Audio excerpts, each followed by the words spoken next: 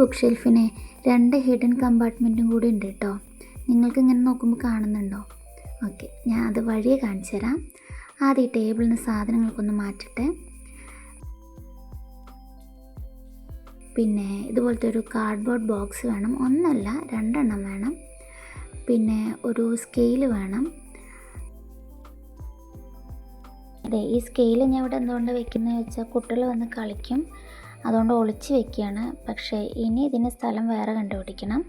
പിന്നെ ഒരു പെൻസിൽ വേണം, പിന്നെ ഒരു പേപ്പർ കട്ടർ വേണം, പിന്നെ ഒരു ഗ്ലൂവും ഒരു വാൾപേപ്പറും വേണം. വാൾപേപ്പർ ഞാനൊരു വിലക്കുറവിന് മേടിച്ചതാണ്, 85 റുപ്പീസേ ഉള്ളൂ. പിന്നെ ഇത് കറക്റ്റായിട്ടൊന്ന് അളവൊക്കെ എടുക്കുക, വീതിയും നീളവും ഒക്കെ ഒന്ന് അളവൊക്കെ എടുക്കുക. അല്ലെങ്കിൽ കാർഡ്ബോർഡ് വെച്ച് കൊടുത്തിട്ട് കട്ട് ചെയ്തെടുത്താലും മതി. ഈ റൈറ്റിംഗ് പാഡിൽ വെച്ചിട്ടാണ് ഞാൻ കട്ട് ചെയ്യാറ് കേട്ടോ, അല്ലെങ്കിൽ അടിയിലിരിക്കുന്ന ടേബിൾ മോശമായി പോയില്ലേ.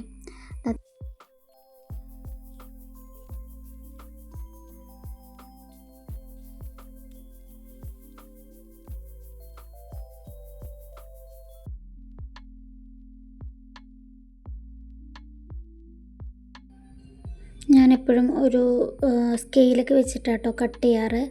അപ്പോഴത് വളഞ്ഞു പോവാതെ കിട്ടുള്ളൂ. സ്കെയിൽ വെക്കാതെ നമ്മൾ ആ വരകൾ കൂടെ വരച്ച് കഴിഞ്ഞാൽ എനിക്കൊക്കെ അത് വളഞ്ഞു പോകും. അപ്പോൾ ഇതുപോലെ കാർഡ്ബോർഡ് കട്ട് ചെയ്തെടുക്കുക. അങ്ങനെ 1 2 3 4 എണ്ണം വേണം. അവിടെ ആവശ്യമില്ല കേട്ടോ, 4 എണ്ണം കട്ട് ചെയ്തെടുക്കുക. ഒരു ബോക്സിനാണ് 4 എണ്ണം, പിന്നെ മറ്റേ ബോക്സിന് അതുപോലെ 4 എണ്ണം വേറെ വേണം.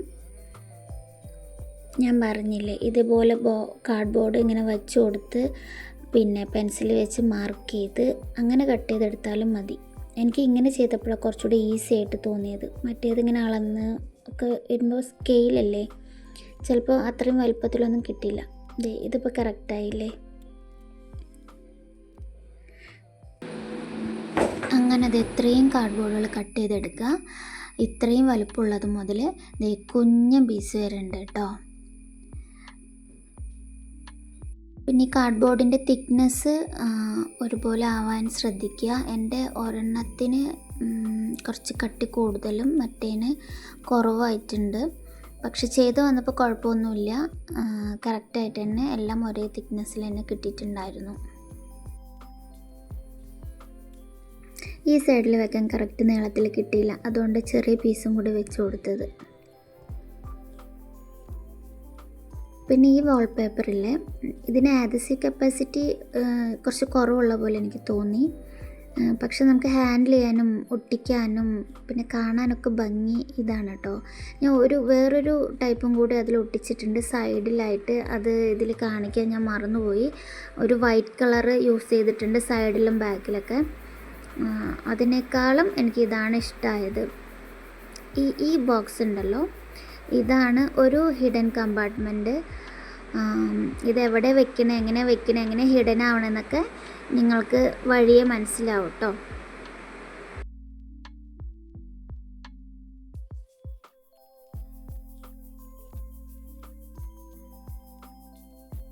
സൈഡ് ഇങ്ങനെ കട്ട് ചെയ്തിട്ടാണ് മടക്കി കൊടുക്കണമെങ്കിൽ ഇങ്ങനെ ചുളിവൊന്നും വരാതെ നന്നായിട്ട് തന്നെ നമുക്കിത് സ്റ്റിക്ക് ചെയ്ത് വെക്കാൻ പറ്റും കേട്ടോ. ഈ വാൾപേപ്പർ ഞാൻ ഫുൾ ഒട്ടിച്ച് കൊടുക്കുന്നില്ല, പുറത്ത് കാണുന്ന ഭാഗം മാത്രമേ ഒട്ടിച്ച് കൊടുക്കുന്നുള്ളൂ. എൻ്റെ കയ്യിൽ വാൾപേപ്പർ കുറവാണ് ഉള്ളത്.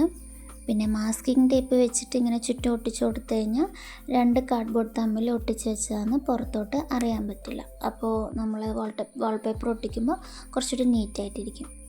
ഇങ്ങനെ 2 എണ്ണം ചെയ്തെടുക്കണം. ഒന്നിന് കുറച്ച് ഡെപ്ത് കൂടുതലാണ്, ഒന്നിന് അതിനേക്കാളും കുറവാണ്. അതായത് ഇത് രണ്ടും 2 സൈസാണ്.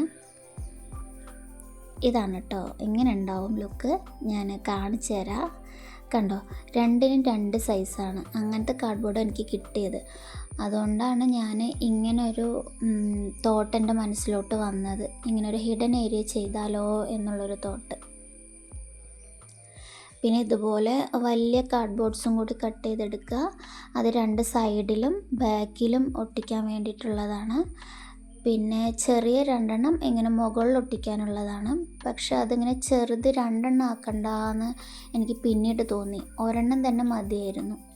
ഇതിൻ്റെ നടുവിലൂടെ ഇങ്ങനെ ഒരു കട്ട് എനിക്ക് ഇട്ട് കൊടുക്കേണ്ടി വന്നു. അതൊരു വൃത്തിയായിട്ട് എനിക്ക് തോന്നിയില്ല. പക്ഷെ അപ്പോഴേക്കും ചെയ്തു പോയില്ലേ, വേറെ വഴിയില്ലായിരുന്നു. പിന്നെ അത് വെച്ച് കണ്ടിന്യൂ ചെയ്തു. ഇതുണ്ടോ, ഇതിൻ്റെ പുറകു വശം ഇങ്ങനെ ഉണ്ടാവുക, അതും നമുക്കൊരു കാർഡ്ബോർഡ് വെച്ചിട്ട് ഫുൾ കവർ ചെയ്ത് കൊടുക്കാം.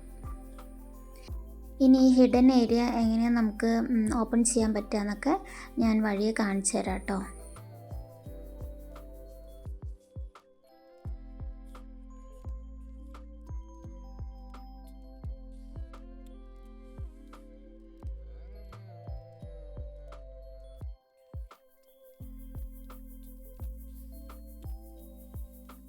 ഈ ചെറിയ പീസ് ഒട്ടിച്ചപ്പോഴാണ് എനിക്ക് ഒട്ടാതെയുള്ള അവസ്ഥ ഉണ്ടായത് കേട്ടോ.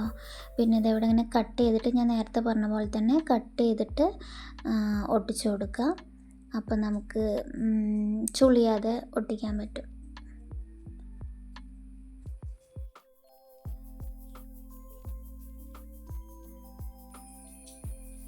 നോക്കിക്കോട്ടോ, ഇതേ കണ്ടില്ലേ, അത് ഒരു സൈഡ് ഒട്ടുമ്പോൾ മറ്റേ സൈഡ് വിട്ട് വരുന്നുണ്ട്. അപ്പം ഞാൻ എന്താ ചെയ്തതെന്ന് വെച്ചാൽ വലിയ പീസ് ഒട്ടിക്കുമ്പോൾ ഇതിൻ്റെ മുകളിലൂടെ ഒട്ടിച്ചു. വലിയ പീസ് ഒട്ടിക്കുമ്പോൾ നമുക്ക് നന്നായി ഒട്ടുന്നുണ്ട്, ഒരു കുഴപ്പമില്ല.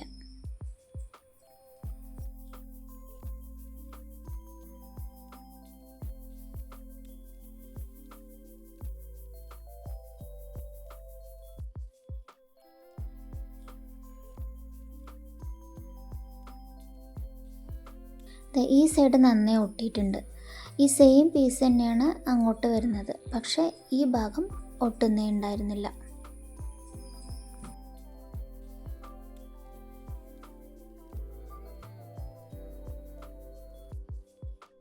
പക്ഷേ വലിയ വലിയ പീസുകൾ ഒട്ടിക്കാൻ ഒരു ബുദ്ധിമുട്ടും ഉണ്ടായിരുന്നില്ല. നല്ല രസമായിരുന്നു കേട്ടോ ഒട്ടിക്കാൻ. എനിക്ക് ഭയങ്കര ഇഷ്ടമായി ഇങ്ങനെ പീൽ ചെയ്യുന്നതും ഒട്ടിക്കുന്നതും ഒക്കെ. ഇങ്ങനെ പീൽ ചെയ്യുമ്പോൾ ഒരു സൗണ്ടൊക്കെ ഉണ്ടാവും, ആ സൗണ്ട് നല്ല രസമായിരുന്നു.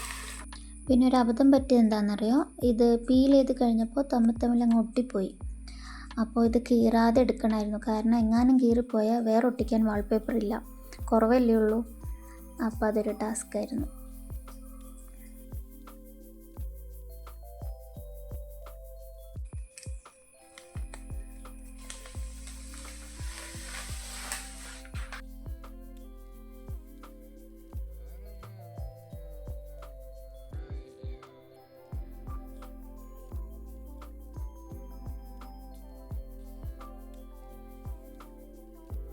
ഈ സൈഡ് ഒട്ടിയിട്ടില്ല, പിന്നെ ഇത് എവിടെ ഒട്ടിയിട്ടില്ല. ഇത് പറഞ്ഞുകൊണ്ടിരിക്കുമ്പോൾ തന്നെ ഇത് അടുത്തത് അടർന്നു വന്നിട്ടുണ്ട്. ഇതെല്ലാം പിന്നെ അടിയിലും സൈഡിലൊക്കെ ആയിട്ട് വലുത് വെച്ച് ഒട്ടിക്കണം, അപ്പോൾ കറക്റ്റായി നിൽക്കും. ഇതിൻ്റെ മുകളിൽ ഞാൻ അങ്ങനെ ഒട്ടിച്ചുകൊണ്ടാണ് ഈ സൈഡൊക്കെ നന്നായിട്ട് നിന്നത് കേട്ടോ. കംപ്ലീറ്റ് ഒട്ടിക്കുന്നത് ഞാൻ കാണിച്ചുകൊണ്ടിരിക്കുന്നില്ല, നിങ്ങൾക്കും ബോറടിക്കും. ഞാൻ കംപ്ലീറ്റ് ഒട്ടിച്ച് കഴിഞ്ഞിട്ട് വരാം കേട്ടോ.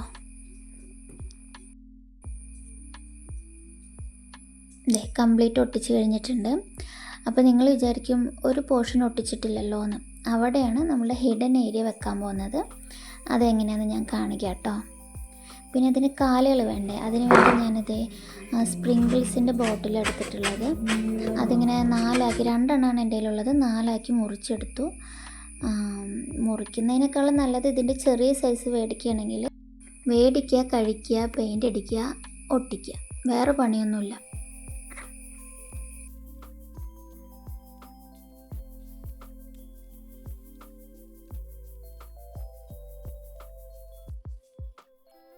എൻ്റെ ഇതിൽ ഒരു കോട്ട് പെയിൻ്റ് അടിക്കാവുന്ന പെയിൻ്റ് ഉണ്ടായിരുന്നുള്ളൂ കേട്ടോ, കഴിഞ്ഞിട്ടുണ്ടായിരുന്നു. പിന്നെ സെക്കൻഡ് കോട്ട് അടിച്ചാലാണ് ഈ ഗ്രീൻ കളറൊക്കെ നന്നായിട്ട് മറയുള്ളൂ. പക്ഷേ സെക്കൻഡ് കോട്ടിന് ഉണ്ടായിരുന്നില്ല. അപ്പം ഞാൻ ഫ്രണ്ടിലോട്ട് കാണുന്ന അവിടെ മാത്രം സെക്കൻഡ് കോട്ട് അടിച്ചിട്ട് നിർത്തി.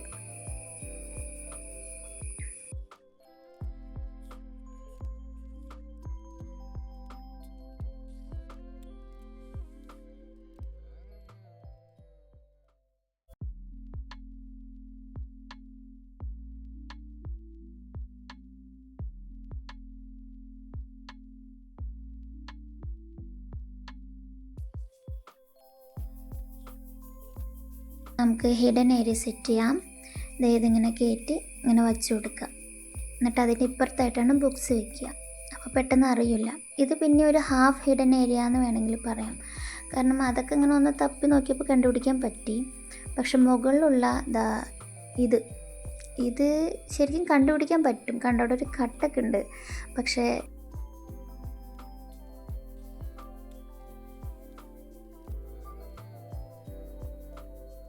ഇതിലെന്തൊക്കെയോ ഉണ്ടല്ലോ.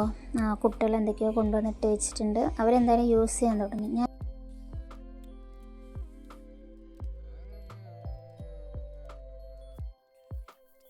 ഇങ്ങനെ ബുക്സൊക്കെ വെച്ചിരിക്കണോണ്ട് തന്നെ അതിനകത്തൊരു ഹിഡൻ ഏരിയ ഉണ്ടെന്ന് പെട്ടെന്ന് കണ്ടുപിടിക്കാൻ പറ്റില്ല. ഈ ബുക്സൊക്കെ ഇങ്ങനെ എടുത്ത് മാറ്റി എന്നിട്ട് നോക്കിയാൽ മാത്രമേ കാണുള്ളൂ.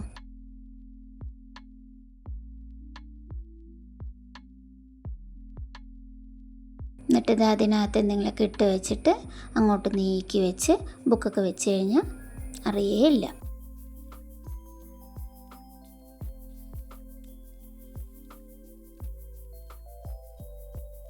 എൻ്റെ കയ്യിൽ കുറച്ച് ബുക്സിൻ്റെ കളക്ഷൻ മാത്രമേ ഉള്ളൂ. അതിലേറ്റവും ഇഷ്ടപ്പെട്ടതാണ് ഇത്, ദ ആൽക്കെമിസ്റ്റ്. പിന്നെ കുറച്ചുകൂടെ ഉണ്ടായിരുന്നു കേട്ടോ, ഒരുപാടൊന്നുമല്ല, കുറച്ചും കൂടെ. പക്ഷേ അതൊക്കെ ഞാൻ ഡൊണേറ്റ് ചെയ്തു. പിന്നെ എനിക്ക് സെക്കൻഡ്ലി എനിക്ക് ഏറ്റവും ഇഷ്ടപ്പെട്ട ബുക്ക് കാണിച്ചു തരാം.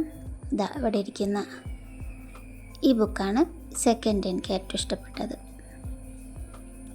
ഈ ഇരിക്കുന്ന ബുക്സൊക്കെ ഓൾമോസ്റ്റ് എല്ലാം എൻ്റെ ഫേവറേറ്റാണ്.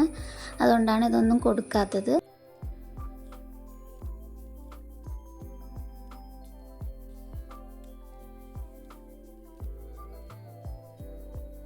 ഇതാണ് ഞാനിപ്പോൾ വായിക്കുന്ന ബുക്ക്. ഇപ്പോൾ ഒന്നും പറയാൻ പറ്റില്ല, കുറച്ച് നാളെ ഞാൻ വായിച്ചിട്ട് പിന്നെ അത് പകുതി നിർത്തിയിരിക്കുകയാണ്. ഇനി അത് വീണ്ടും തുടങ്ങണം.